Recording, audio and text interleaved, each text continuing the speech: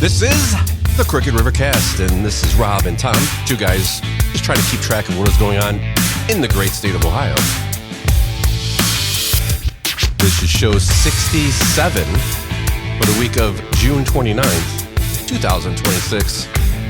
Let's see what's going on this week.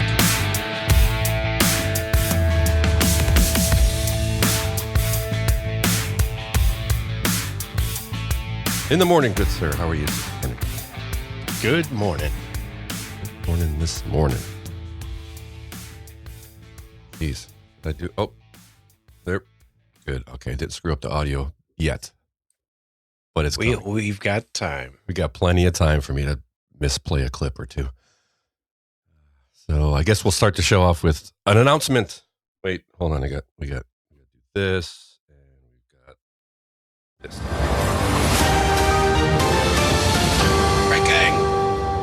Breaking news from Crookedrivercast.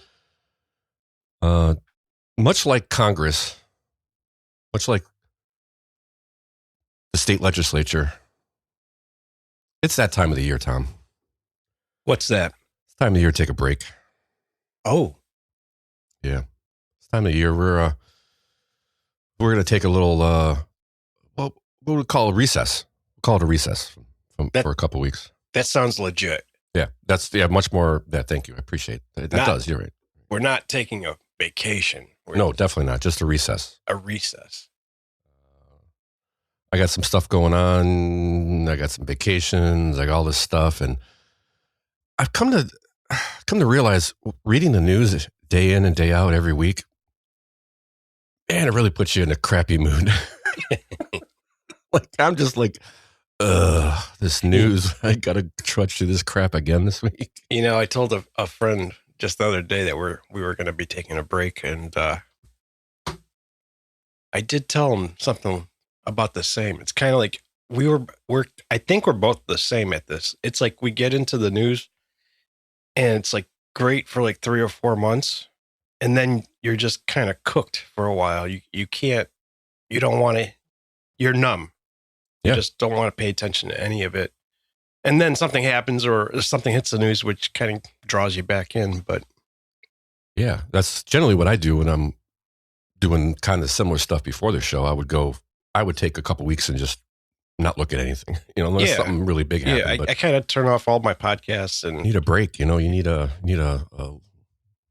clean stuff out. It feels like because I'm looking at every article like this again. Yeah, How many weeks I'm like, there's probably 10 stories from data centers we could talk about. I'm just like, our poor listeners don't need that. I know. So I think it's good timing because we're going to take a little recharge, and then right after the holiday, soon after into July and into August, it's going to be really ramping up for the election. I think is going to be, and boy, do I need to recharge for that for sure. I definitely need to recharge for the gubernatorial election. It's going to be. I feel like I need to find my footing on that. Yeah, well, I'm finding it. Not liking where I'm finding it. I still think Vivek is the guy who's going to win, but I just kind of want to know a little bit more details of what's going on. Yeah, he doesn't seem to be. I don't see any commercials for him. But is that the algorithms? Yeah, like we were talking. Like I see all the Amy stuff, but I tend to. I comment occasionally, or I'll click on a video of hers, or to listen to it.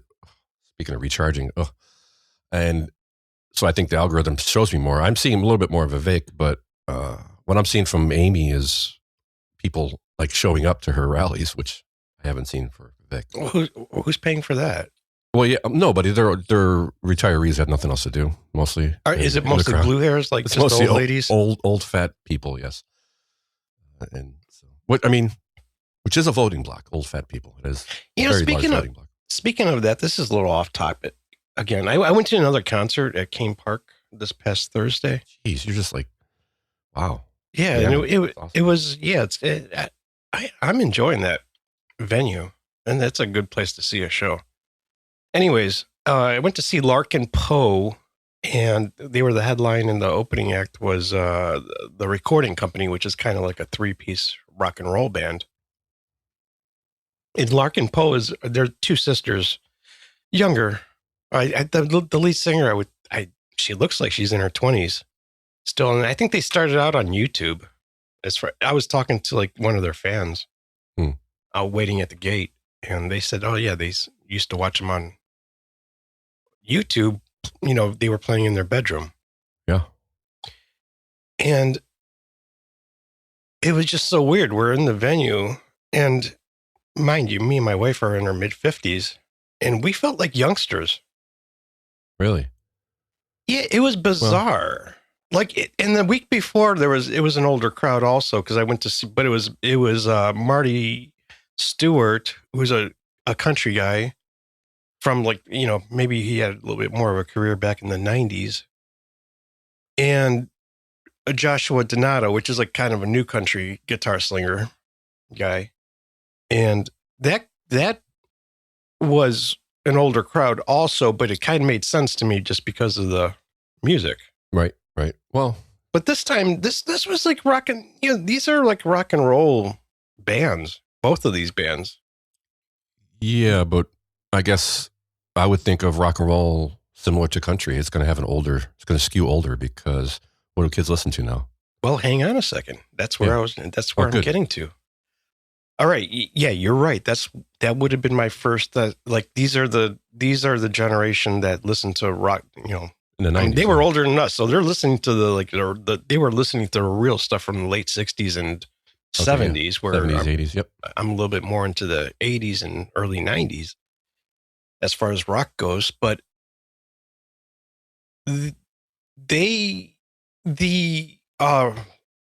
so what do you think is biggest right now on the charts? I know. Okay. It's country. Yeah, well, country's making a big comeback.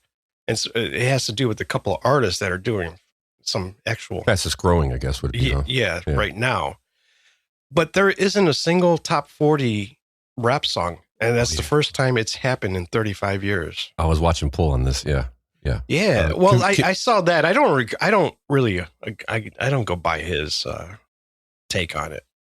But rock and roll now has like a few in the top 40. So you would think there'd be some younger people there. Right? Yeah. I mean, I guess. I don't know if is it just starting and it hasn't caught on yet as far as rock and roll returning and hasn't started popular. Yeah. I don't know. Maybe, I mean, this is off topic, but sure. When you mentioned the blue hairs or the white hairs, I used to call them blue hairs because the old ladies put some kind of weird thing in their hair that made it blue. But yeah. But now they literally dye it blue. Yeah, so. Now it's different. Blue hairs means something else. But you get the 60 plus crowd. It's odd. So you don't think Pool's analysis of USAID going away and rap music falling off the top 40? You're not following that? No. Yeah. I thought it was an interesting take, but I was like, yeah, I think certain artists. I think Lizzo was propped up. She was seems pretty evident that was yeah. I mean, I feel sorry for those people propping her up. Jeez. Well, she was being propped up because they were, who I would think the USAID money was going to these functions that she was playing at. Yeah, but she's fat, so holding her up would be hard. Oh, nice. Wait, hang on. Oh, damn, I had it here somewhere. I got one too. There you go. Whoa, it works this week. Yay. So anywho. Yeah. Bear with us. We are just as important as the state legislature. Sorry. Oh, we were talking about taking a break. Yes, that's right. That's what I was trying to wrap it up before we This is probably why we need a break, because I just go off on tangents. So we're coming up. We'll be back, definitely. This again. We are as important. Huh? What's that? Definitely, huh? Yeah, definitely. Because I had the feeling you were kind of considering to just close it all down. No, not yet. I think we need to rethink it a bit. That's the reason I want to do it. I want to maybe see what else we can do to improve the show and grow it more. But I think we'll be back. Okay, I'm confident we'll be back. Maybe just in a new form factor. Maybe slightly different form. Yeah, slightly different style and form factor. Form factor is a good way to put it. Did you ever think of doing it every bi-monthly or bi-weekly, every 2 weeks? Maybe. I mean, yeah, that's an option. These are the meetings we generally don't have that we're having currently. Yeah. On the show. We're going to discuss and figure out a couple things maybe to make the show a little better. But moving on from that, actually send us your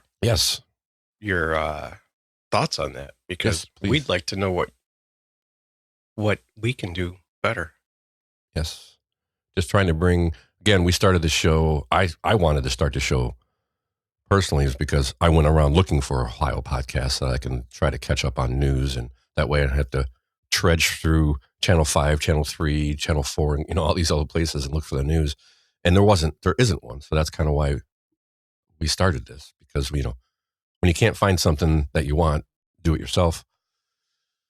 But I think the hardest people actually give a shit. So that's kind of yeah. Let us know. I kind of wonder if you actually give a shit about this stuff. Well, maybe point us in the direction of what topics you would like us to cover, because I think isn't that the hardest thing? Yeah, and I tend to go to our pocketbooks. That's where my brain usually goes. That's kind of the one, what's costing you money? Where are they wasting money? Yeah, maybe that's not what you want to hear about. That's not fun. No, it's not. It sucks. But to me, it's one of the most important issues because it affects everybody's pockets. And what's important to everybody is how much money is in their pocket. But I'm not sure. Maybe they just don't care. I don't know.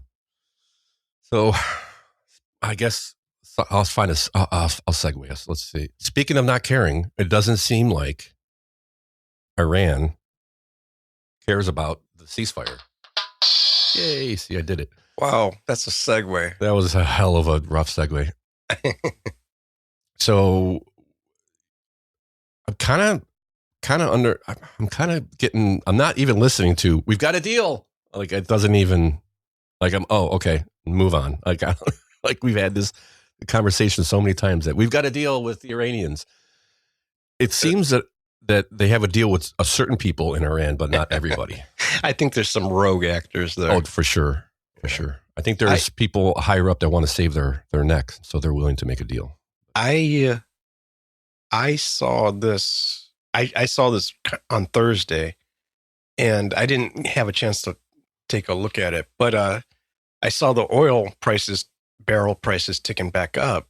And then in the morning, when I woke up on Friday morning, and around 8 a.m. or so, I'm looking at the oil prices, and they're going back down. So I was like, this was like a rogue actor, and just. I think so. Well, let's hear from the president. They're asking him, I don't know, one of the White House press gaggles, like they call it, which is always weird to me. But they're asking, what do you think about this? Does it violate the ceasefire? And Trump says, we'll see. Mr. President, you said that Iran violated the ceasefire. Will they face any consequences? Well, you'll find out. Do you consider the ceasefire to still be in place? I don't like the fact that they took a shot yesterday, actually 4. We knocked down 3 at a ship. Not an Allied ship, but a ship, a very expensive ship. And beautiful. It was fine, but it took a little beating. They shouldn't be doing that, so you'll find out. Will the U.S. You'll find out. Will the U.S. respond? What is your message to Iran? You're going to find out. Sir, why? And they found out because late yesterday or early this morning, whenever it is, they bombed a few targets. I think one of the first times they've actually targeted the land and islands around the strait. Seems that in the past they haven't really been paying attention, which is always strange. I think it was more targeted, like to small targets when they did that. Yeah, but people have kind of been wondering when they were going to start hitting, that kind of area around it. To kind of, I don't know why. There's a lot of infrastructure there, so I don't think they want to actually destroy it at this point. Right. But I guess they had 4 drones. We shot down 3 of them. It hit the. I forgot. It helps if you pull the story up, doesn't it? They hit a ship from a Singaporean flag ship, cargo ship from the Strait of Hormuz. It just got damaged. I guess it's still operable, sounds like. And let's see what else we have. Officials from Israel and Lebanon are set to begin fourth day of peace negotiations. This was from on Friday. President said that unfrozen Iranian assets would be used to buy American crops for the Iranian people. And finally, this is one of those Iranian officials pushed back on Trump's crop claim, with Iranian parliament speaker Mohammad Bagher Ghaffadullah written in an X post, "The only crop we're harvesting is what you've planted. Decades of mistrust. It's organic, abundant, and homegrown." It's actually pretty good. Actually, a pretty good tweet or post. Yeah, you're right. The American government has sown mistrust around the world. It's kind of our thing. It's kind of our thing. We're very good at it. And that's where everybody's kind of freaking out. I think with Trump is he's just like, hey, why don't we settle this so we can all make money? He's kind of like giving him the carrot and saying, hey, if you guys clean up your act, you can be part of the world and you guys can make money. Just stop trying to kill everybody. No, all Jews must die. Yes. I will clip that. That's but that's kind of, so I think there needs to be a few more tiers of people that need to be eliminated to get down to some, I don't know. Yeah. Keep an eye on it. It didn't turn into what I thought it might turn into. So. Yeah. You're hoping that you were thinking that oil was going to start flying up there, but still, again, this you keep hearing about a deal and I don't know. What is it now that they're looking for? They want to be able to go in and inspect. Yes. Yeah. They want inspections. The Iranian regime, whoever that may be, has said, one of the things they've agreed upon on the initial agreement is not to go after nuclear weapons, which is, I think, the first time they've said that, maybe ever. So there is. Well, I think they've said that before, but they always wanted to enrich uranium. Well, yeah, it's for power. Yeah, they need nuclear power because they're sitting on one of the world's largest oil reserves. You're right. So you need nuclear power. Okay. Because they're worried about global warming for sure. So anywho, keep an eye on that. It's, it affects your gas prices. So I guess it's important. I think it's going to be right in time for the midterms. They're going to have a peace deal and everything's going to be saved. The economy's going to be roaring. Let's see. Let's hope. That's kind of hopeful there. Yeah, it's a little red pilled. White pill, excuse me. White pill. Yeah. Anyway, moving on. So our next big story, it's national, but huge implications for Ohio, is the Supreme Court has ruled the DHS can end protections for Haitian immigrants, thousands of whom live in Ohio, like 15,000. They're eating the dogs, the people that came in. They're eating the cats. They're eating the pets. Beat me to it. Totally beat me to it. Let's see. The U.S. Supreme Court on Thursday allowed President Donald Trump to end temporary. Hello. Hope all you out there understand what the word temporary means. I've had to explain it to a few low IQ people on X this week. Temporary protective status for Haitian and Syrian immigrants, meaning they could be subject to deportation. I think they could be. Could is not the right word. They almost certainly are going to be. The court ruled 6-3 in favor of Trump. And the court's 3 liberal justices dissented. Justices also said Haitian migrants who had argued the attempt to end TPS was radically motivated, would not win a claim of unequal treatment based upon race because Trump has opposed all TPS designations. He doesn't care what color you are. All the TPS need to be gone. 15 years is way beyond temporary. What about the Syrians? Aren't they here like 30? Some of them, yeah. I imagine. Has it been temporary for that long? I thought one of the groups, it's over 30 years temporary. It was the Haitians that came in under Biden, right? No. Obama. Haitians came in during 2011, I think, for because of an earthquake. But the ground has stopped shaking and their huts have been rebuilt. You know, interesting. Yes. You know what else is interesting about Haiti? What? If you look at it on a map, Haiti is half of an island. You know what the other half of the island is? What is it? Puerto Rico. Oh. So what's the deal? Why can their literal neighbors be a flourishing society, but yet Haiti is a shithole?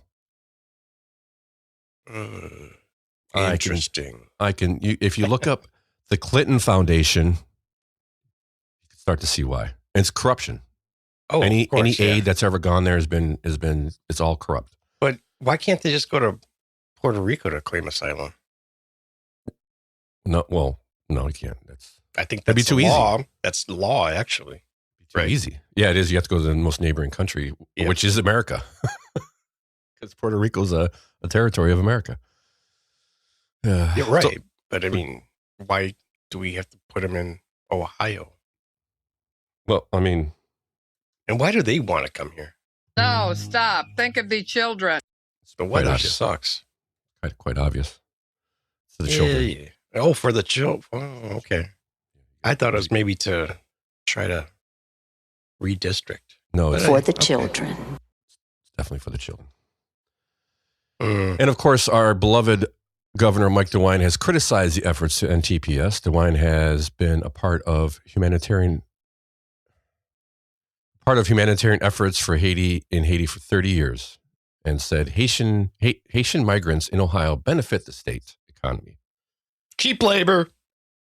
He said, yes, keep the slaves going. He says they are now more than 10,000 Haitians immigrants in Ohio who were legally employed yesterday and are now subject to immediate deportation. So if you're in the Springfield area and you can't find a job, there's hope on the horizon, because there's going to be lots of job openings, I think, coming up in Springfield. And of course, they had some visuals, Tom. Had some visuals. You got one here from Scene Magazine. I wish we had some visuals. We're Ohio City's. Yeah, I know. The only advantage of a video podcast is you can see the picture of all these old white people. There's no Haitians there, which is interesting.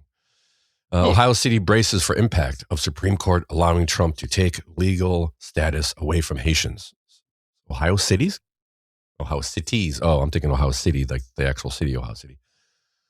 The Ohio cities of Columbus and Springfield are bracing for impact after the U.S. Supreme Court has ruled Thursday that about 330,000 Haitians and 6,000 Syrians are living in the United States with a temporary protective status program that allows them to flee from conflict or natural disasters.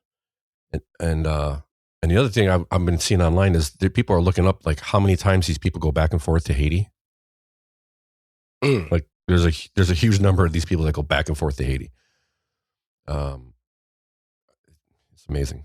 They're not scared to go back on vacation. Apparently not. They're not scared to go back to visit whoever, friends and family. But I mean, it's way too dangerous to move there. Oh, the ground might start shaking again.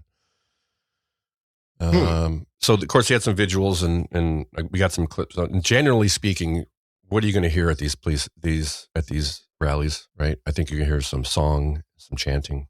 Oh, I thought there'd be some barbecue sizzling. So, no, all the cats. They've kind of gotten rid of. I mean, they've kind of taken. It's been a few years, Tom. So they've kind of culled the herds in Springfield. There's no more cats left. No, basically no.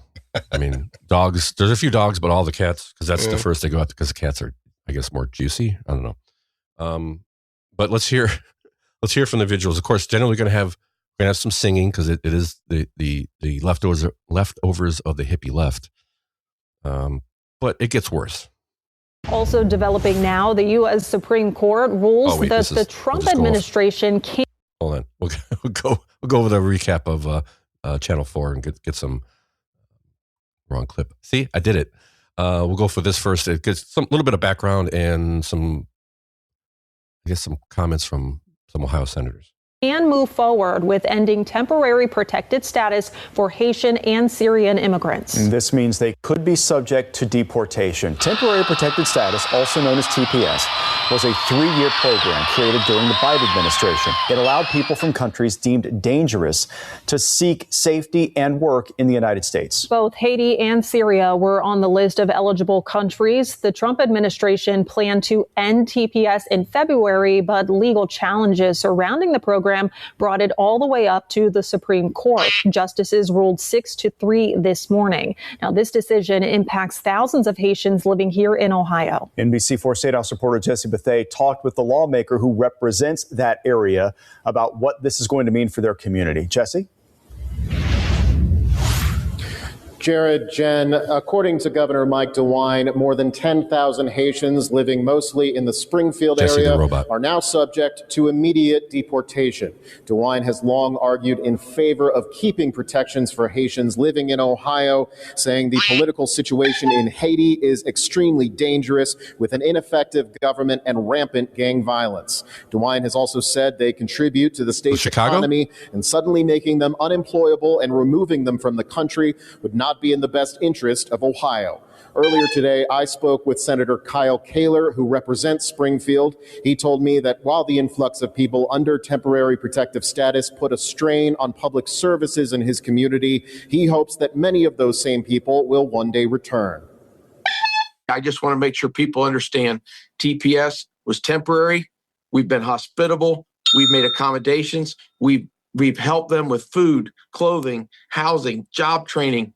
I want them to go home, come back in a legal way so that we can do this in a orderly fashion rather than being overrun all at once and not knowing it.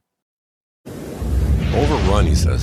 Kaler also said that if federal immigration officers do come to Springfield, he hopes there will be no violence and urged everyone to be respectful of those who may be subject to deportation. Local for you at the State House, I'm Jesse Bethea, NBC4. All right, Jesse, thank you. Both Ohio Senators Bernie Moreno and John Husted released statements following the Supreme Court's decision. Senator Moreno agreed with Kaler's sentiments, saying, quote, "Today the Supreme Court affirmed what was common sense and what I've been saying for 3 years. Temporary protective status is temporary." Senator Husted said, quote, "I support the rule of law and complying with the law. My hope is that there can be an orderly and thoughtful process to enforce this order." Yeah. The body shops down there aren't going to be as busy anymore. Yeah, they're going to lose work, definitely, for sure. Yeah. They may have to lay a few people off because of all the accidents they've had. And so, of course, in Springfield, they had a rally, a vigil, like I was saying. Of course, we had some singing, some songs, some chanting, and it got horrible. Just wait for it.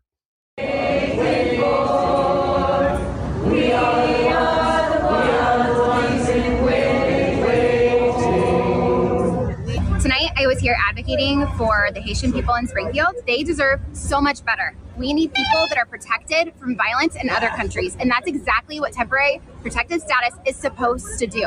The Haitian population came here legally. For how long, they were bitch? protected because they were fleeing from violence from their country. Mike Turner clearly doesn't support this community. He is all talk. I'm going to vote the right way because I believe in ethics and values and right versus wrong. He's not here today. Oh my God. That should tell you all you need to know. He does not deserve another term in Congress. We need to vote him out. That's all you need to know. So that is Christine Knickerbocker. She's running for the 10th District of Ohio.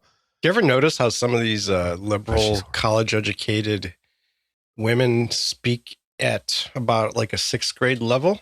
Oh, like, my God, like I'm totally like running for Congress, like, and I like immigrants and there are people in my community and I totally can do it.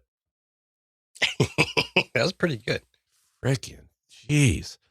Keep talking because I don't think it's helping women. She wasn't talking. She was reading. She wrote that out. Screeching. She wrote that out. Yeah. So where is, oh, here it is. Yeah, so that's her. Here it is. Yeah, Christina Knickerbocker. I want to make sure I put that clip or in the show notes because you want to watch it again. and listen to it. I mean, it's better when she got her hands and she has the reverse, she's like, oh my gosh. I gotta watch that because I didn't watch that at all.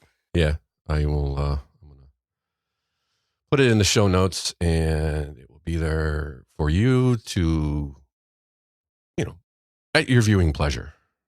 You can make fun of her too. You can make fun of her. It's easy. All right.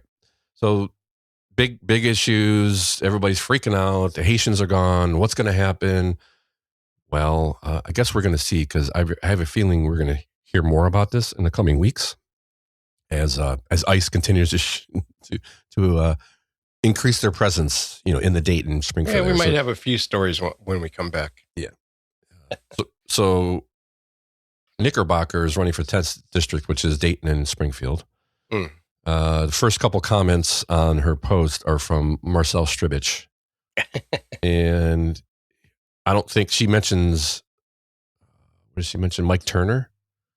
She said, stop trying to out Mike Turner. If you want to win in District 10, you might want to take an opposite position of him and the Haitians. So it doesn't sound like Mike Turner is opposed or in favor of this. So it's no, cheap labor is leaving. Yes. That's what it is. Yes. It's amazing how people don't understand. I mean, these people they're getting paid, but they're still kind of slaves, because they were put here, dropped here with no plan. Mm-hmm. No plan at all. So now they've been in this gray area for 15 years. Well, what the heck? There was no, I guess they could have applied for a citizenship, from what I understand. And most of them haven't. They don't even know what that is. And if they were to, I don't know, the biggest problem with a lot of these places, like Somalians in Columbus or the Haitians in Springfield or the Somalians in Minnesota, they're not assimilating. They're making little Somalia. They're making little Haiti. Yep. And they're on, you can hear on video. And then voting they're voting reps in that represent just Haitians or Somalians. Go out and look at the videos of Alien Omar, I like to call her. And she's in Minnesota at the local level at these little rallies saying, no, we want to make this like Somalia. We want to make it like our country. They want to turn it into little Somalia. Yeah. That's the biggest people have problems with it. Nobody's assimilating. That's not good for our community. It's not good. It's hard to assimilate when you put so many of the people in one area, because they're just kind of like most any other ethnic population. They sort of build a little community, and this isn't a little community. This was a city with 40,000 people, and they dropped off 20,000 Haitians. What do you think's going to happen there? Like 10 or 15% of their population or more. More than that, actually. So it changes the community forever, and then the community becomes reliant on somebody who's under temporary protective status. What did they think was going to happen? That is the craziest part, is that they're arguing because it's they're arguing for temporary protective status, but it's like, what does temporary mean? I mean, if it was a year or two or even 5 years, I'd be like, okay, maybe the country's still in like a civil war or something like that, or they're rebuilding. Syria would be a good example. Yeah, right. But eventually, it's kind of like they could have just applied to be a citizen. Yes. But do they want to be a citizen, or do they just want to be Somalian in America? Well, do you want to be a citizen and lose out on some of the benefits you get as being a temporary protective status?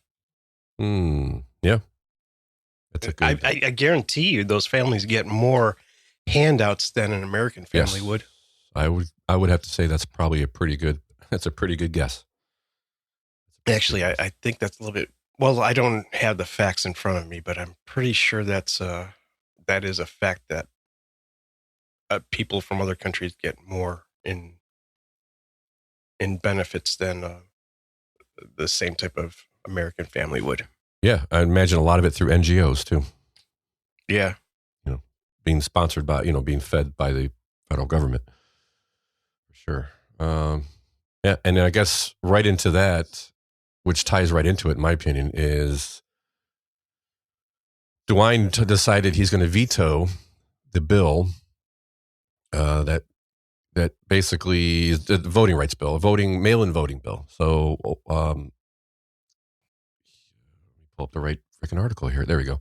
Dewine blocks stricter ID mandate for mail-in voting.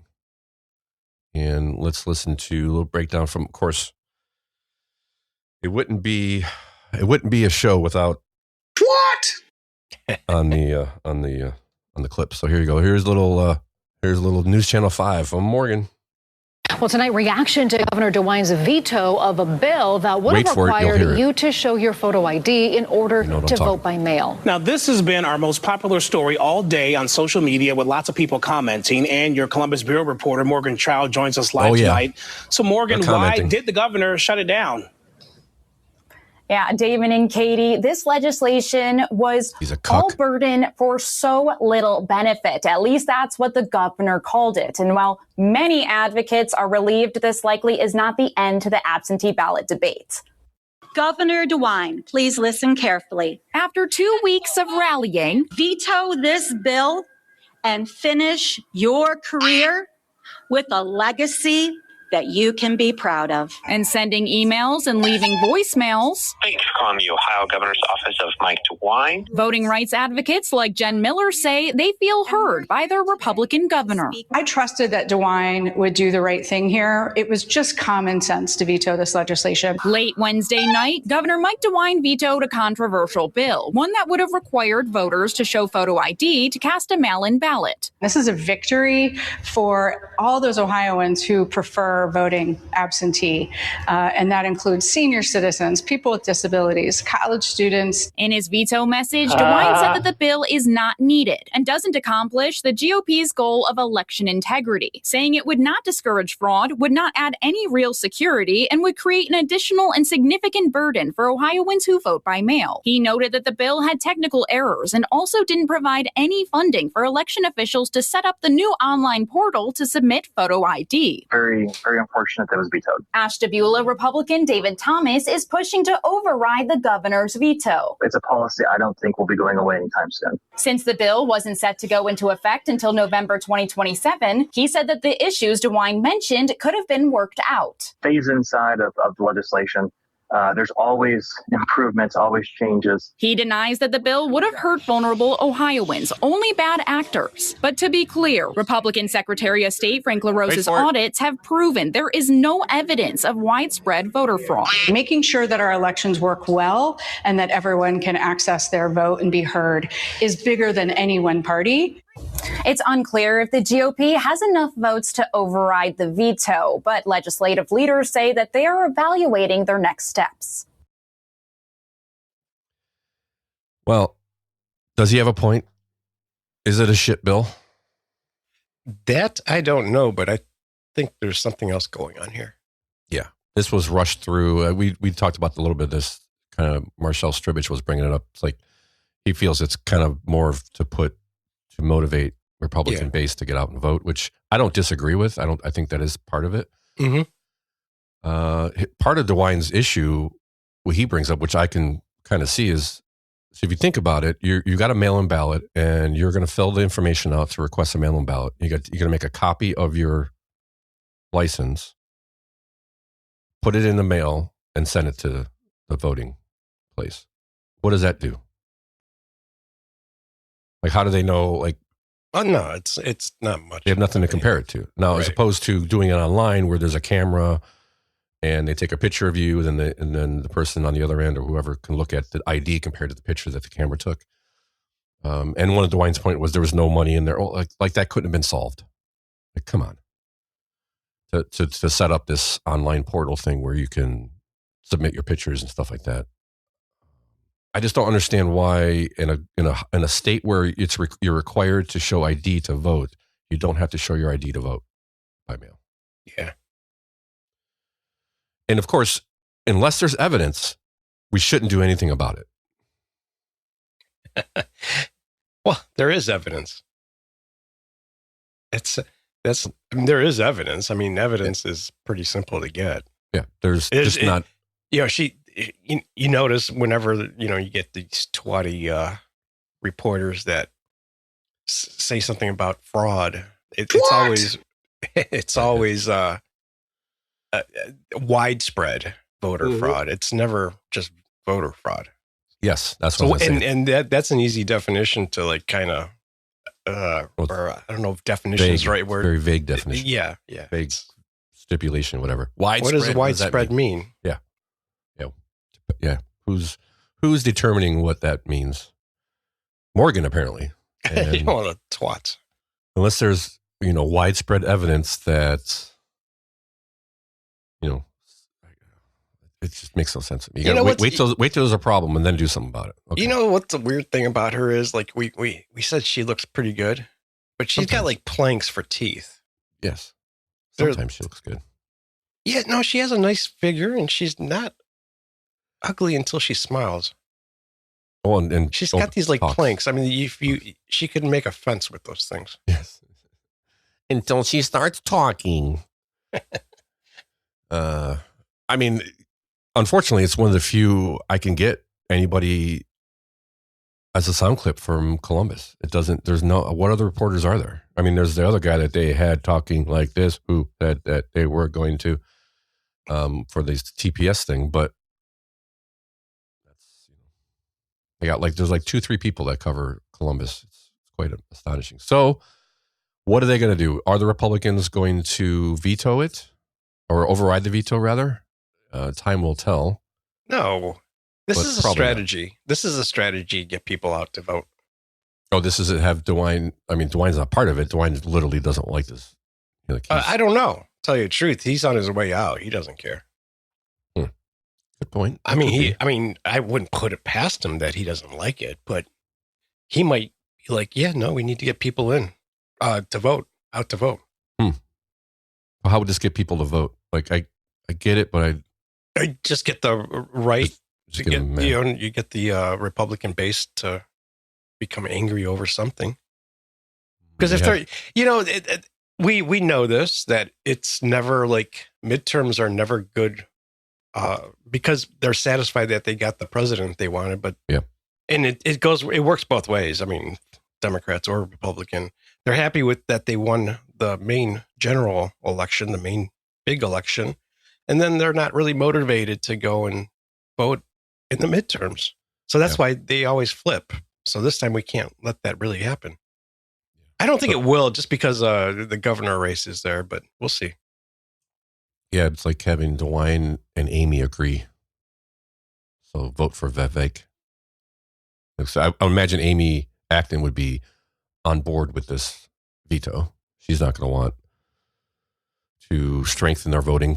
Amy's going to be on board with whatever they tell her to be on board with. Well, yes, that's what I mean. That they're going to tell her you can't like this bill. Mail-in ballots are perfectly secure. That's what the talking points are going to be from Amy, or from the DNC to Amy. No, that's not the talking point. What? The talking point is that it restricts people from voting. Oh, you know right, what I mean? This is not a good bill. This is making it more difficult to vote. I want people to crawl across. I want people to crawl across broken glass to go vote. Yeah, it's such a burden to get out of your house, and I mean, some people it is, but I think for the vast majority of absentees, I don't think it's. Most of these people are not some fat housefrau. Yeah, they're not invalids in nursing home. They're just people that don't feel like going to vote or getting up to vote or whatever. It is a privilege that a lot of people in the world don't have, and we take it such for granted that getting up, even when you have a whole month to do it, is still a burden. To get up and actually go somewhere and vote, it's still a burden. Even when you have 3 or 4 weeks to do it, it's freaking ridiculous, people. Maybe we don't deserve the. That might all change here soon. Yeah, we're gonna see. So. We're gonna see what the Supreme Court says on a couple of cases here. Couple cases about counting ballots after. Yeah. After, I think they're even doing something about mail-in. I know the counting after the election. That they're definitely going to say no. So I think the Democrats are kind of screwed in some states. Mm-hmm. Yeah.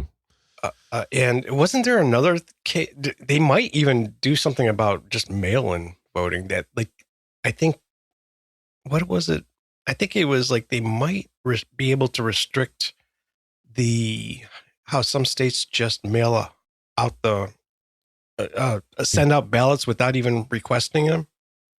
Yeah, was it in the Save America Act or whatever? I forget. I forget, but it might be in that. It could. We'll see. I guess in a couple of weeks. Well, when we get back, we'll probably have a ton on that. Yeah, there's going to be hopefully some resolve on some of it, but we'll see. Well, that's what they're trying to do, I guess. We'll see what the Republicans can do. They're just going to bicker about it for the next couple months, and that's what you're thinking. That's not a horrible strategy, especially if it's a crap bill. I'd like to see something with a little more teeth to it and an actual system. I mean, if you want to be secure, I know there's no evidence of widespread voter fraud, but we'll see. We'll see what they end up coming up with. I'm not holding my breath. It's going to be the normal virtue signaling crap from Republicans. Right. Frank LaRose is on his way out, so that's he's been a pretty staunch advocate for voting security and having secure voter rolls and purging the voter rolls and all that other stuff. So we'll see who we get in there, because that's really what's going to determine it going forward, I guess. Okay, we got to check all these things off. Check, Dewine, check. Okay, next one is Ohio bill. Ohio bill awaits a governor. This bill Ohio bill would explicitly criminalize refusing to provide basic identification information during a traffic stop, clarifying what some law enforcement officials have called a gray area in state law. It awaits Governor Mike DeWine's signature. I'm sure he'll sign it. House Bill 492, sponsored by Reps Sharon Ray, Republican out of Wadsworth, and Cindy Abrams, a Republican of Harrison County, passed the Senate on June 10th after passing the House in November. Basically, what this does is there's a couple of things this clarifies, apparently. It's been kind of a gray area if you got pulled over and the police officers asked for your ID. It was so under the bill, declining to provide a name, address, or date of birth to law enforcement officers during a traffic stop would be classified as a fourth-degree misdemeanor, punishable by 30 days in jail and a maximum fine of $250. Both drivers and passengers could face the charge if they refuse to provide such information when requested by an officer who reasonably suspects they have committed a violation of Ohio's motor vehicle laws. Currently, the state law requires drivers to provide driver's license or satisfactory proof that they have a driver's license at the request of law enforcement during a traffic stop. Refusing to do so is an unclassified misdemeanor, generally non-arrestable offense that can only be punishable with a fine or community service. There's another law that requires anyone to provide their name, address, and date of birth when requested by an official who reasonably suspects they've committed or about to commit a jailable criminal offense. Then to do so is basically a fourth-degree misdemeanor. And I think what they bring up, I don't know how much of this you read, but they bring up some of the issues that the cops have nowadays. Well, I've seen some funny videos on YouTube. Yep. I am not required to give you my ID. I'm not required to give you my name. Yeah, and that's what they bring up. Say, Michael Weinman, Director of Government Affairs with the Fraternal Order of Police of Ohio, said a growing number of drivers are turning to social media lawyers who tell their followers they do not have to identify themselves to law enforcement. So these people among with the sovereign citizens, which is another video that I see, and it's usually cop gives sovereign citizen rude awakening or something like that, when they're like, yeah, no, we're just going to arrest you. You can call yourself a sovereign citizen all you want. We're going to yank you out of your car and arrest you. They will turn on their cameras and escalate a rather mundane event by arguing with officers and challenging them until force is the only option left, Weinman said. Traffic stops are dangerous and, at times, lead to injury or death to law enforcement. This danger is exacerbated by these people who want to squabble with the officer and refuse to identify themselves. There are, I've seen a few videos where the people are just retarded, man, and crazy on top of it. Crazy retards. Yes. And I get where they're coming from on a lot of it. Like, I think the ID part is pretty, understand that if a cop asks for your ID, you pretty much have to supply it. Mm. If they have probable cause. Yeah. Especially for a traffic stop. Maybe if you're being pulled over, you're being pulled. I mean, usually you're being pulled over for a reason. Yeah. Generally, they can only ask for your ID if they have a probable cause that you're doing something wrong. Right. And if they're pulling you over, they probably have a cause, at least something they've seen or can, easily refer to if they're challenged, like a tail light or you're weaving or some BS like that. Where I get into it is, where are you coming from? Where are you going? But you don't need to tell them that. No. But at what level, because you don't have to tell them, but the cop doesn't have to treat you with respect either. It's like, so because what they're trying to do is they're interrogating you when they ask you all these questions. Yeah. You don't have to answer where you're going or where you're coming from. I'd rather not say. It's not relevant to the traffic stop. And they're just trying to find other things to get you on. Yeah. It's coming from the bar. Step out of the car, please. Yeah. So I'm sure this is gonna. Dewine has 10 days, excluding Sundays, of course, to sign or veto a bill after it's officially presented to him. If he does not take action, the bill automatically becomes law. While the bill was passed by the Senate on June 10th, it is unknown exactly when it may have reached his desk. So they're not sure when the 10 days is up. If he signs it, the bill goes into effect 90 days after the office files it. So, keep an eye out for that. If you're getting pulled over and you want to try to pull some shenanigans, you know what happens when you pull shenanigans, right?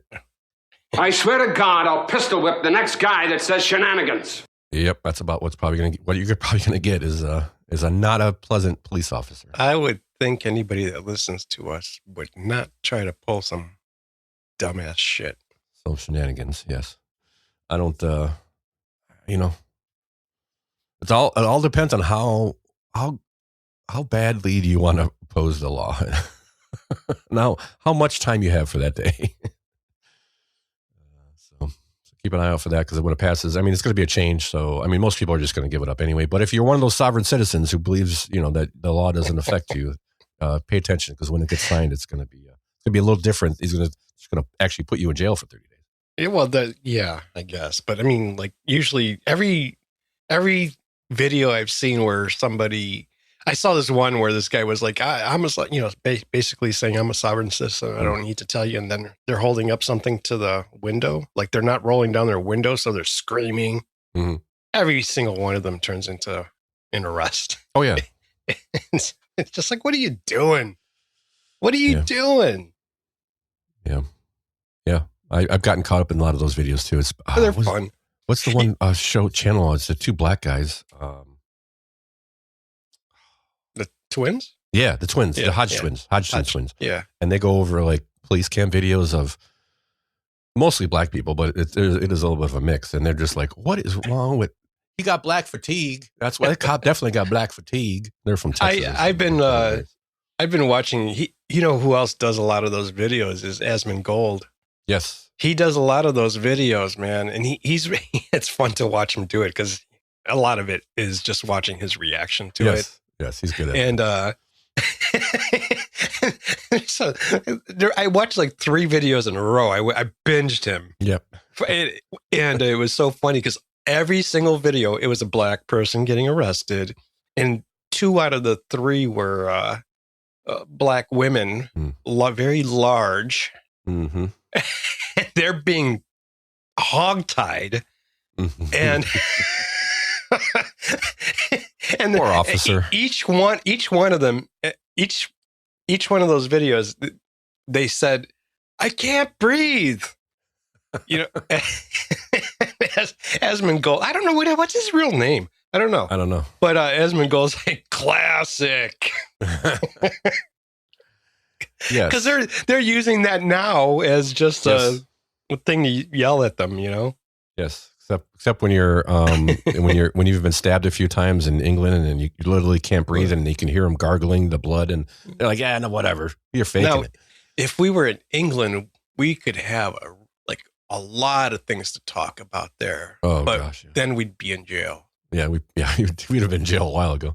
Yeah, I watched those, and it's what always keeps coming to my head is, so generally these are poor people that you're watching. Right? Oh yeah, so a couple of them are like squatters. It was a few of them that I watched. Yep. So they don't have money to pay for a rent or a house, presumably because they're squatting and they're poor. You can tell they're poor. How do they get so freaking fat? Well, no. Isn't I know how, but yeah, but I mean, we're like, we live in an era where you can be on government handouts and be obese. Yeah, you have to work to be that fat. I mean, that takes work. You have to eat and not do anything. That's eating yourself. Yeah, eat and then sit on the couch. Eat. I mean, that is work. You literally have to pick you had to get that large.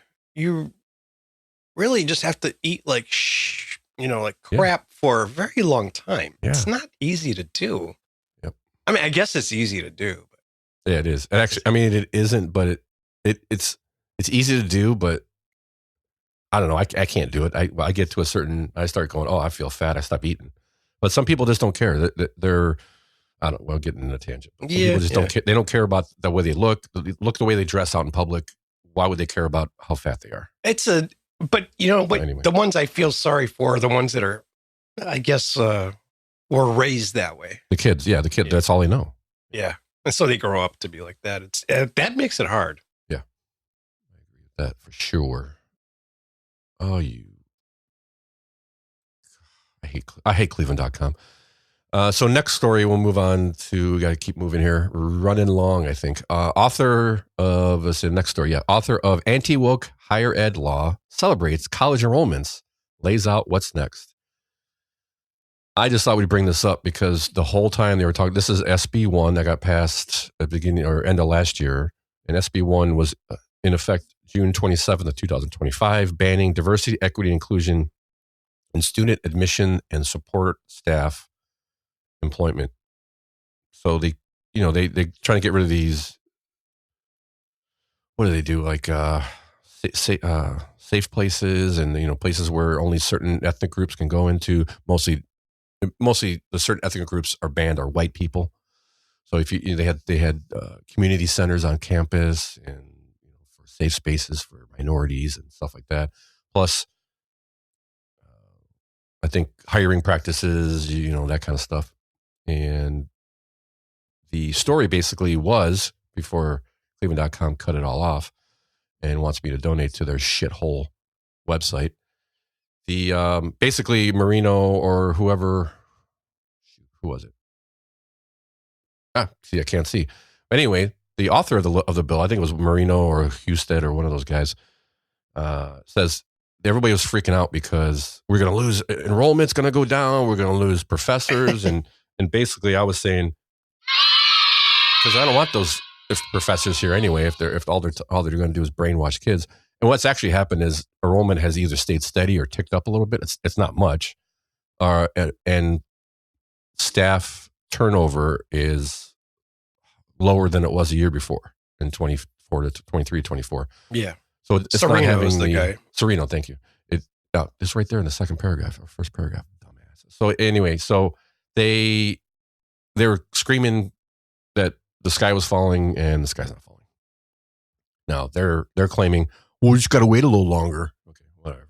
But like I said, get the hell out if you don't like it, go somewhere else. Go to another state, another school. Enrollment rates are going to plunge here over the next decade, so they're going to blame it on this. Yeah, they already. I mean, they're kind of already on a decline in most colleges. Maybe not. Yeah, well, that's what I'm saying. Yeah. I think they're going to try to twist it and blame it on this kind of stuff. There's too many colleges, and we're going to find that out real quick in the next 10 years. 10 to 15 years, you're going to see a lot of them closing. There'll be a lot of buildings for sale on places like Kent and Toledo and Dayton universities. Maybe not Ohio State. They may be little bit more immune to it because they're such a big college. But yeah, I don't think Kent, but I don't know. Yeah, I don't know, maybe not. But so the sky did not fall, at least yet. There's the moral of that story. Moving on to our next story. Oh, wait. Oh, got to go to my checklist. Yep. Okay. So before we move on, we got, of course, subscribe, share the show. crookedrivercast@gmail.com is our email address. Send us your info. Give us a little bit of feedback. Tell us where we can adjust the show to more fit your needs, or maybe it's somebody else that you know might be interested in the show, but it's too long. It's too much detail, not enough detail, whatever. Give us a shot. Let us know what you think. But also check out the blog, crookedrivercast.com. That blog comes out. It's a great place to go back. And you want to see what's going on in Ohio, start looking through the last year or so of our blog. And you start to get a picture of, what kind of stuff we're dealing with in Ohio. It's actually a pretty nice little resource there for a lot of stuff we talked about over the last year and a half. So check it out, crookedrivercast.com. Appreciate you listening. Share the show. All right, moving along. North Canton Police introduce a speeding database. It doesn't seem like much of a story. It kind of is. North Canton is they've got a website and they're going to publish all their speeding data.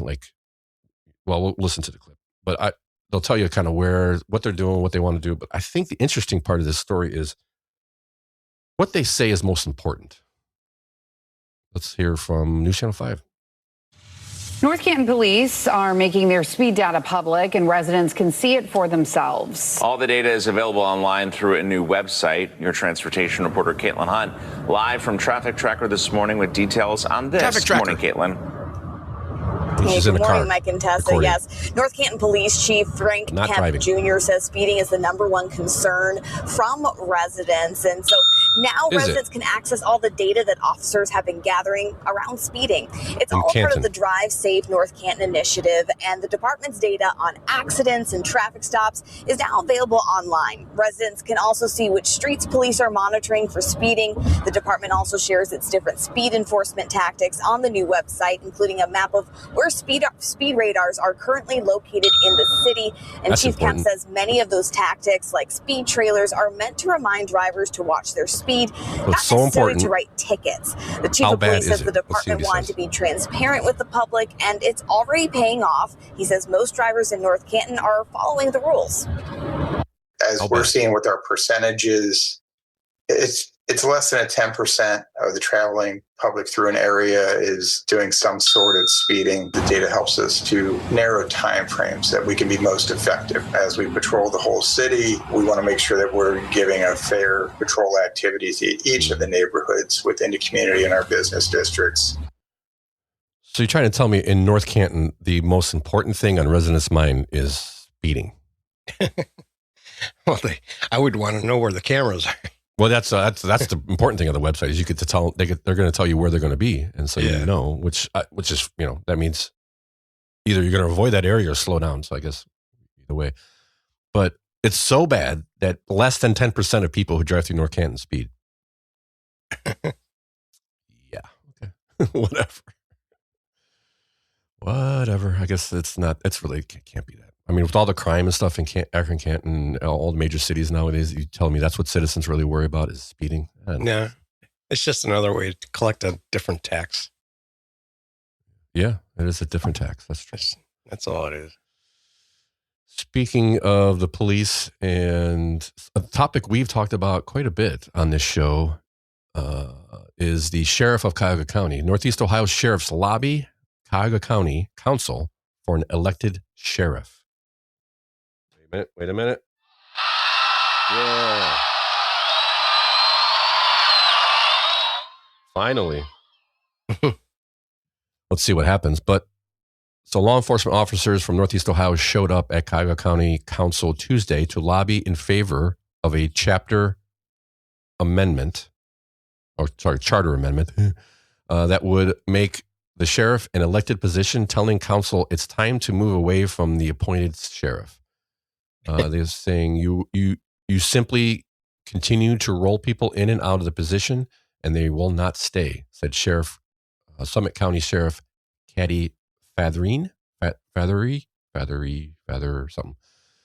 And the position and the problems and challenges that you face today and have faced in the past will continue to occur. So they're saying, since then, there have been 8 additional sheriffs, including the current one, Harold Patel. 5 people held the position between Clifford Pinckney's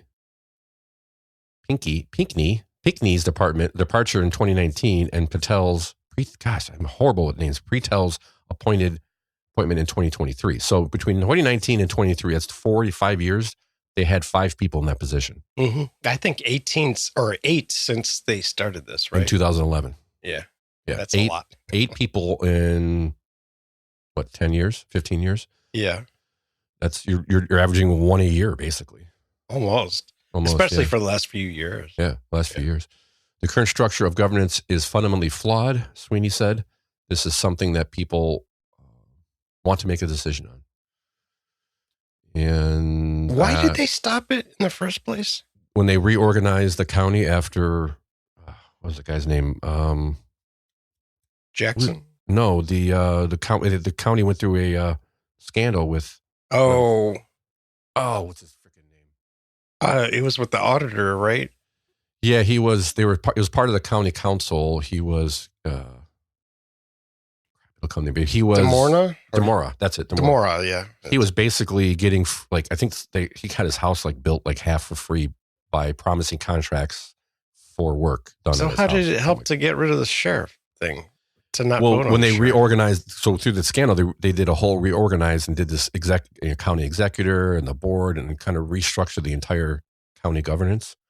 And one of the things they did was have the county executor appoint the sheriff.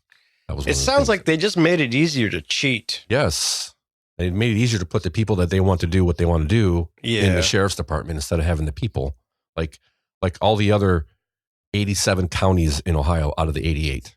Mm-hmm. One of the things I've burned in my memory now with this show is we have 88 counties. I did not know that before this show. So hopefully so basically the county is the lone county that with an appointed sheriff in Ohio. Stark County Sheriff Eric Weisburn has said elected sheriffs are more accountable to residents. Now, why do I think I understand, but what do you think? Why do you think the other sheriffs even give a crap about this? I would think Cuyahoga County is a problem, maybe with crime. Something good question, actually. No, I think it's just you need to have a stable system so you can work with the other counties. Yeah, and now they're having a problem. There's a lot of lawsuit between Pratel and Ronayne because they're saying that county executive has power over the sheriff and how he spends his money, but the sheriff's saying, no, it's my department. I get to tell how I spend the money. And there's this big controversy now. And this would actually clear it up because if the people vote in the sheriff, then the sheriff is in charge of the sheriff department. There's no gray area there. Mm-hmm. And that's fundamentally what they're one of the things they're saying is you've got this issue where the sheriff is saying this and the county executive is saying that, and there needs to be some clear. Lastly, they say elections provide transparency, accountability, and an opportunity for citizens to evaluate a candidate's experience, vision, and leadership. I think it'd be a good thing for the county, especially considering they're hemorrhaging money. The sheriff's department, they're like a couple $1 million over budget every year because of all the overtime. Yeah, I'd like to have a say in my sheriff. So, right. Hopefully that goes through. But I'm again not holding my breath. And lastly is a little story from last week that I pulled over and because it has a follow-up. So let's listen to End of the Rope. IX Center event producers speak up after a year in limbo and stalled talks. Let's hear what they had to say. So the IX Center, they were going to pull it for a tech manufacturing. I guess it wasn't a data center. And that deal fell through. So now the real estate developer is looking for other options. And in the meantime, it's just sitting empty. So let's hear what they have to say about the IX Center. These are a couple of people that did some of the big events. They'll explain themselves. Back, many of you have been asking us what is going on at the IX Center. For more than 40 years, the center has hosted shows, bringing people from all across the country right here to our area. But now it appears those days are over. The center hosted its final show in March. Plans are moving forward to turning that property into an employment hub. We've done a lot of reporting on what's happening there, speaking with developers and elected officials. But until tonight, a key voice has been missing from this conversation. We're talking about the voice of the vendors. Michelle Jarboe has a side of the story you'll only hear on News 5.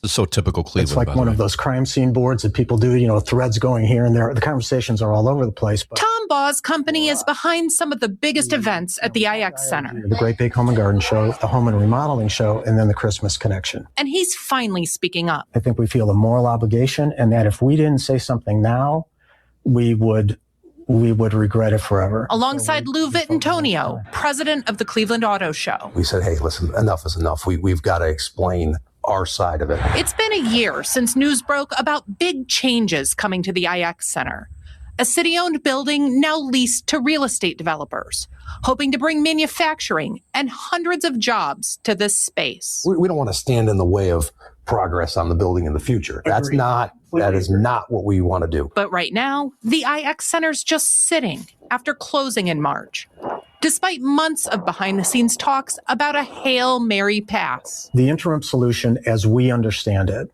would be that the Haslam Group would rent the building for a 3-year period, approximately a 3-year period.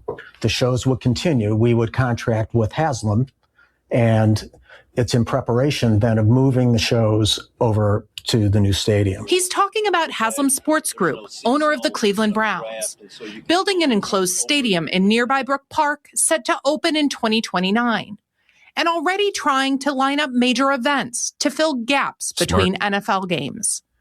But Tom and Lou just learned everyone's not necessarily on board. It seems like you guys are kind of stuck in the middle of this wrangling over the lease and the real estate deal. We're piñata.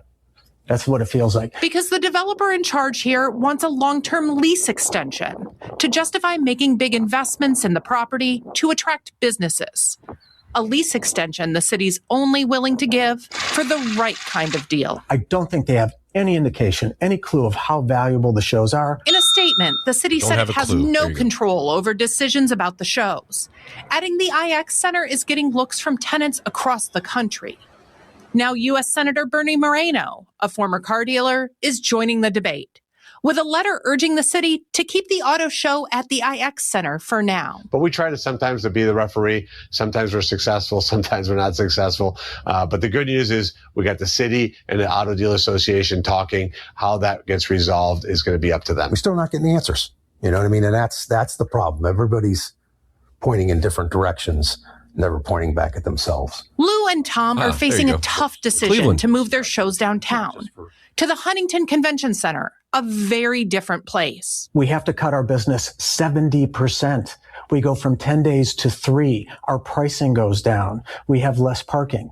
There's no commercially viable way for sustained success downtown. It's not the building's fault. It's not the venue's fault. It's just the reality. Now they're running out of time and hope. No, in a world where everything's becoming digital, where human connection matters more, we're going to kill these shows? It just seems counterintuitive. In Cleveland, Michelle Jarboe. It sounds exactly like Cleveland. Yeah. I mean, they got this huge asset there, and we don't know what to do with it all. Why did you? It sounds like they gave control to a real estate development company. Like they don't have much of a say in it, other than just the brushing lease. it off. They don't care. The lease agreement. The only thing they can do is extend that lease agreement. In the meantime, these people have to make a decision really, really soon, if not already, what they're going to do for the show, because it takes a year to set this stuff up. And they're going to screw it up. They always do. It's typical. And the follow up is another story that came in this week. So Cleveland and Brook Park have a tax sharing agreement that is kind of in flux now. I think with the Browns moving, I would think Cleveland wants more of a share. I don't know the details, but so the Brook Park has agreed to it. Cleveland hasn't. They're not set to vote on the agreement till next month, apparently. But now Cleveland is saying a manufacturer is eyeing the IX Center and it could bring 700 jobs and $72 million in payroll for part of the center, part of the IX Center. It wouldn't even take up all of it. They won't say who because the deal's not done. They're still competing. They have to, there's other, companies probably looking at multiple cities. And I was reading the article. One of the reasons this place, the company wants this place is because they could put cranes on the bridges that cross the venue. So they need the hoists, I guess, for, I don't know. I can't imagine what it could be. Yeah. Gears. I don't know what kind of manufacturer could go in there. Yeah. 700 people at a manufacturing. That's a lot for, especially nowadays. I don't know. $72 million. I mean, it's huge. Will they get it? This is where all the tax abatements come into play, and who's going to woo them more than the other states. And this is why you get the deals that everybody looks at like, wow, how can they do this? Well, I mean, this is how it goes down. You got to compete with other cities and other states. And if they're giving tax breaks, if you don't, you lose. And I think that's probably what the negotiating is right now. But what's going to happen, nobody knows. But in the meantime, can they still have the shows? Like, why waste that opportunity to bring revenue to the facility and the city? I don't understand. Leave it to Cleveland. Leave it to Cleveland to screw up something even as easy as like what to do with the building in the meantime. Well, just continue to have the shows until you get an agreement. What the heck? Anyway, that's Cleveland for you. It's such an odd thing to think about. Like the IX Center and the airport are not even Cleveland owned. It's part of Brook Park, but Cleveland controls it. Such a weird setup. So that's that. Check it out. I don't know what they're going to do. I'm sure nothing. And we'll end up not having a car show next year. I guess moving along, we've got, well, of course, favorite segment of the show. We bring good things to life. Start off with end off the show, I should say, with a couple of good stories to keep you going for the rest of the week, for a couple weeks now. First one, a woman. So let's give an update on the Unclaimed fund by a woman who was surprised in what she found. Let's listen to a little clip from News Channel 5 on the Unclaimed fund and kind of where it's at now. After the Browns announced, they did all the announcement, kind of brought it to the forefront last year. The Division of Unclaimed Funds is telling News 5 it's received more than 1 million claims in just the last year. Yeah, that is doubled compared to the year before. News 5's Clay Lepard looks further into the wait and what's being done about it. You're about to understand why we agreed to blur this woman's face and not share her real name. So we will call her Brooke. I left Ohio under kind of personal pretenses for, a domestic situation. So I really didn't even want to be interviewed. I don't want people knowing who I am or where I am. When she left Northeast Ohio several years ago, Brooke had no intention of looking back. Don't want to cause more problems than I'm already dealing with. Then Brooke learned she had unclaimed funds with the state. You had no idea? I had no idea. Royalties from drilling on her Northeast Ohio property. Money that could turn things around as her family navigates medical bills piling up. I mean, it would significantly help us try to climb out of the hole that we're pretty much in. So in January of this year, she filed a claim for her lifeline sitting out there. The money would definitely help, at least help us keep our house. I mean, that's the one thing that we haven't lost so far. We've lost everything else. 6 months later, and she's not even sure anyone at the Division of Unclaimed Funds has looked at her request for the nearly $500,000 she's owed. The Division of Unclaimed Funds told us on June 12th that they are still processing claims that were submitted in the second half of last year. So how many have they gone through? For perspective, in 2024, the division paid out 26,000 claims. In the year after the Browns announcement, they've paid out 187,000 claims. We have made significant modifications to our website and the underlying technology that's behind the website. Last September, we told you how the Division of Unclaimed Funds rolled out new technology, leading to much faster payouts for about 20% of the claims that come in. The underlying technology is what's most critical. because it allows the information that's been provided by the claimant to be autonomously validated so that we can more efficiently process that claim. Autonomously validated. Yes. So in simpler terms, does that mean people, when they're filing their claim, are seeing that check in the mailbox quicker? Exactly. Where in the past, all claims would get processed between, let's say, 90 to 100 days, right? Now, some people are getting their funds in 2 weeks. Consider Mary Matusik and her $167, one of them. There it is in the mailbox. 3 weeks from when? 3 weeks from start to finish. Good. That's fast. For the government agency, yes, extremely fast. While many like Mary saw their money quicker than ever before, News 5 is still receiving emails and calls from people waiting 6, 8, 10 months just to hear back on the status of their claims. A holding pattern for people like Brooke, waiting to move forward. They need to do some thinking of how they can solve this and speed up the process, because it's just taking way too long. 6 months. I think, like, wow. I mean, I guess for somebody, $100, $50, $20, it's pretty easy. But if you got $100,000 and this woman has $500,000, nearly $500,000 in unclaimed funds from, I guess, the land deal from pumping oil off her property, man, she must have been really in a real bad situation to just leave and forget about the oil. Yeah, she didn't forget about that. That sounds ridiculous to me. What do you mean? How do you forget about 500? How do you not know that's owed to you? Well, I don't know if she didn't know, but if you're leaving because you're getting your abused spouse, you're just we're just assuming that's what it was. It's what they're implying, right? Yeah.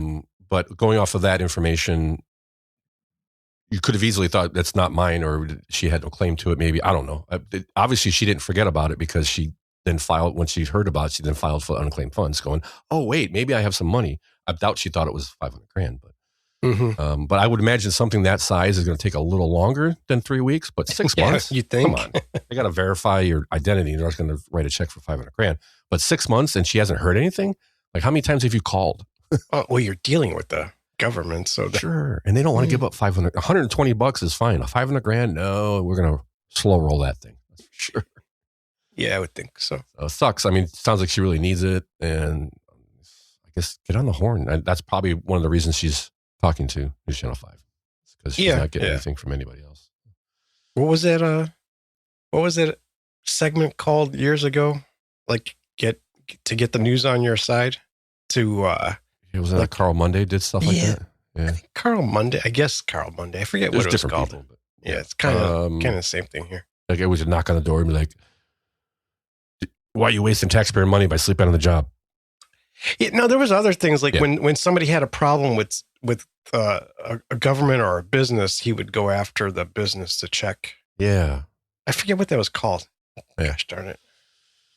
Yeah, that's kind of what they're doing here. I don't know. 6+ months seems like a long time, but if you got unclaimed funds, time to check it.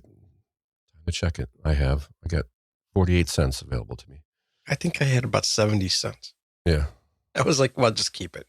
Yeah, don't waste my taxpayer money but they're hiring more people, and they're what do they call it? Not automation, or not automation, autonomous. Autonomous, basically AI. Yeah. They're using AI to match up the information, and for the little claims, I'm sure it works out. But moving along, last but not least, it looks like, we always rag on Cleveland like we just did for especially for the lakefront. Well, let's put one in there, I guess, on their side. A major transformation is now underway at Gordan Park on Cleveland's east side. You ever been to Gordan Park, Tom? Yeah, actually I have. Okay. I think I have, but I'm not sure. No, you never have. No? No, I mean, there would have been, unless you played baseball. There was a time where a league, a friend of mine wanted me to join up. It was an adult baseball team, like over 21. And I went there and watched them one time. The baseball fields were pretty nice at the time. They were okay. They weren't great. And, but on my bike rides during lunch, I used to ride through there because it's kind of like it was my destination furthest from where I work to get back. And they looked like hell for the last decade. Yeah. I didn't know the Metro Parks owned it. I'm wondering if they just bought it. I think it was just Cleveland before. It was a Cleveland park called Gordan Park. Yeah, maybe it's taken away. Cleveland Metro Parks has officially started a $10 million renovation project aimed at turning the southern section of the park into new neighborhood gathering spaces. Yeah, that sounds scary. Yes. Out there. Kind of does. Because right up the street is where they find bodies every once in a while. Because it's right, it goes on. Collinwood, it's like one of the worst areas in Cleveland. Not Collinwood. It's the, it's MLK Boulevard. It's off of MLK and 90 there. And just up the street is where the International Gardens are. Yes. I think that's what they're called. Right by Rockefeller greenhouses and the International Gardens. And there's a river that runs through there, or a creek. And there's been bodies found. It's like 500 feet from that park. It's a beautiful area. It is. When you're driving through it. Yeah. I know people that have been mugged there, actually. So this kind of connects to that then? That little park area would connect? Well, that park area is, once you go underneath the overpass, towards, you'd be headed towards Cleveland, or, I guess like you'd be headed towards, where does that take you to? Right by Wade Lagoon and stuff? MLK. Oh, I see what you're saying. Yeah, okay. They're doing something, I guess. It could be beautiful because you could really just walk over the overpass on over the highway there and kind of see the lake there, and it can be nice. There's a marina right there. Yeah, okay. There's a lot of work to be done. Metro Parks are going to do a good job with it. I just hope that it's that people appreciate it. Yes, historically over the last 40 years, it was baseball diamonds, and what we realized pretty quick was the fencing and kind of security with those baseball diamonds meant that about half the park was off limits on a day-to-day basis. Yeah, the baseball section is pretty large. I mean, they actually have lights there for like playing night games and stuff. It was a cool area to go play. Yeah, reopening planning for summer of 2027. Cool. So, yeah, I'm looking forward to that because I have been seeing the work happening there because I still ride my bike past it. Yeah, every once in a while. Good for the Metro Parks, bringing some of that lakefront property back up to where people can actually use it for more than just, like you're saying, just playing baseball games with. And I'm like, yeah, I can imagine I know when my kids went through baseball, there wasn't much interest in baseball. Yeah, well, it's not the same as when I was growing up, and there were a lot of adult leagues playing there. Yeah, the kids, the adults who used to play when they were kids, right? And they've all kind of aged out, basically. Yeah, so check it out if you're in the area. If you work or live or drive past, or you're looking for something to do in Cleveland during the day, check it out. Next year looks like it's going to be pretty cool. And I think that ends the show. And again, we'll see you probably in a couple weeks, and send us your feedback on what you think the changes we can make to the show on the break as we recharge ahead of the gubernatorial election in Ohio. And, like I said, we're as important as Congress. We need to take a break too. So send us your suggestions, crookedrivercast@gmail.com. Please check out the blog and follow up with us on anything you could see that we can change on, even on the blog, what you think would be different. crookedrivercast.com. And on that note, we'll talk to you some other time. A couple weeks. Goodbye. Peace.